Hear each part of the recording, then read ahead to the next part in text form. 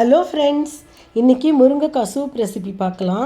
ரொம்ப ஹெல்த்தியான சூப் இது. செய்கிறதும் ரொம்ப ஈஸி தான். சதப்பத்தாக இருக்கிற முருங்கைக்காய் மீடியம் சைஸில் 3 எடுத்துட்டுருக்கேன்.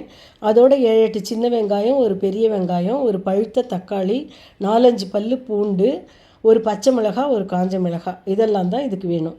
இப்போது ப்ரெஷர் குக்கரில் ஒரு டேபிள் ஸ்பூன் வெண்ணெயை போட்டு அதில் வெங்காயம், பூண்டு, மிளகாய் இதெல்லாம் போட்டு 2 நிமிஷம் வதக்கிக்கணும்.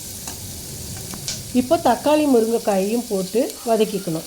இப்போது 1/2 டீஸ்பூன் மஞ்சள் பொடி, 1/2 டீஸ்பூன் உப்பு போட்டு எல்லாத்தையும் சேர்த்து நல்லா 3 நிமிஷம் போல் வதக்கிட்டு 1.5 டம்ளர் போல், அதாவது இந்த காய் முங்குற அளவுக்கு நல்லா தண்ணி ஊற்றி குக்கரை மூடி 2-3 விசில் வர வரைக்கும் வேக விட்டுக்கணும். ஆறினதும் திறந்து அதை வடிகட்டிக்கணும். வடிகட்டின தண்ணியை யூஸ் பண்ண போகிறோம், அதனால் அதை அப்படியே வச்சுக்கலாம். இப்போது முருங்கைக்காயெல்லாம் மட்டும் எடுத்து அதனுடைய சதப்பத்தெல்லாம் மட்டும் ஒரு ஸ்பூனால் வழித்து எடுத்துட்டு தோலியை எரிஞ்சிடலாம். இப்போது மிக்சியில் முருங்கைக்காய் சதப்பத்து, வெந்த தக்காளி, வெங்காயம் எல்லாத்தையும் காய் வெந்த தண்ணியை விட்டே அரைச்சி எடுத்துக்கணும்.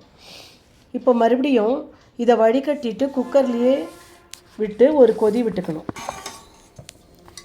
இப்போது கொஞ்சம் எடுத்து டேஸ்ட் பார்த்துட்டு தேவையான அளவு மிளகு பொடியும் உப்பும் சேர்த்துக்கணும். ரொம்ப கொதிக்க விட வேண்டாம், ஒரு கொதி வந்தால் போதும். மேலாக ஒரு டீஸ்பூன் வெண்ணெய் போட்டு சர்வ் பண்ணிக்கலாம்.